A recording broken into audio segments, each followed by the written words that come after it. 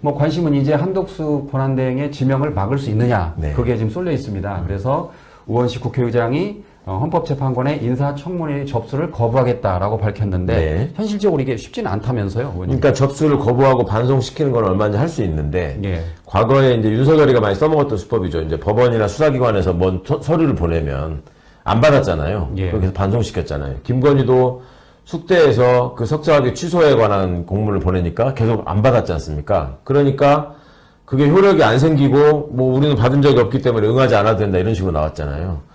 그러니까 어찌 보면은 지금 윤석열식 수법을 구사하고 있는 셈이 되는 건데, 근데 국회로서는 사실은 집행 권한을 갖고 있지 않아서 일종의 그렇게 소극적 저항을 하는 그러니까 하나의 방편일 수밖에 없는 거죠, 지금. 그러니까 안타까운 상황인데, 그래도 공식적으로 공문이 접수되고 오가고 하는 거는 접수인이 날인이 되고, 기관 대 기관 간에, 그것도 행정부와 입법부 간에 인사청문 요청서를 보내고, 그 공문이 국회에 접수돼야 되는데 그게 지금 접수되지 않은 상황이라서 형식적인 법적 절차로만 따지면 접수가 안 됐다고 보는 게 맞고, 지금까지도 아마 그 인사청문 요청서라는 공문을 국회에 보낸 적이 없는 것 같아요. 그러니까 오면 오더라도 반송하겠다. 이런 말인 것 같은데, 그럼에도 불구하고 이 사람들이 우리는 다 언론을 통해서 공표했고 국민들이 다 아는 사실인데 왜 안 받았다고 하느냐라고 우겨버릴 수 있는 가능성은 있는 거죠, 지금. 그래서 그나마 거론되는 게 지금 헌법재판소를 상대로 헌법소원 그리고 효력정지 가처분 신청을 접수를 하면 문영배 재판관과 이미선 재판관이 18일 퇴임하기 전에 이거를 이제 가처분 신청을 결정해주면 막을 수 있는 거죠. 그나마 그렇죠. 이게 가처분 결정이 나오면 예. 가장 빨리 확실하게 막을 수 있는 건데, 그리고 예. 이제 기존의 헌재의 논리나 판단에 의하면 충분히 그렇게 할 수 있는 근거가 있고요.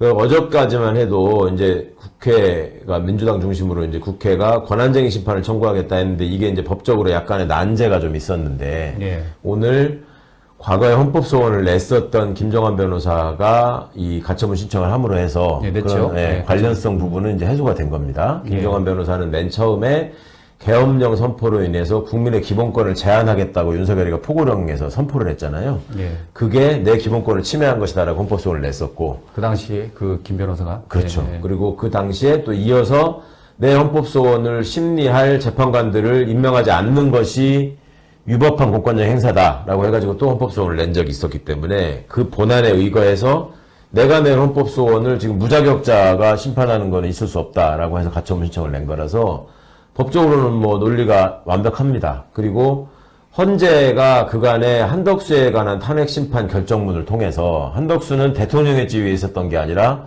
국무총리로서 권한대행을 한 거일 뿐이기 때문에 의결 정족수가 대통령에 해당되는 3분의 2가 아니고 2분의 1 그렇죠. 이상이다라고 이미 확정을 했잖아요. 예. 그러니까 이제 그 부분 더하기 기존의 그 대통령 권한 대행은 그런 헌법기관 구성에 관여하는 적극적인 권한 행사를 할 수 없다라고 하는 거는 헌법학계의 압도적인 다수설이기 때문에 그런 거에 의거해서 헌재가 충분히 이거의 효력을 정지시키고 이 문제에 대한 본안 판단이 있을 때까지 이 사람들은 취임할 수 없다라고 하면서 스스로를 보호해야 될 지금 논리도 있고 또 그 필요성도 있는 거죠.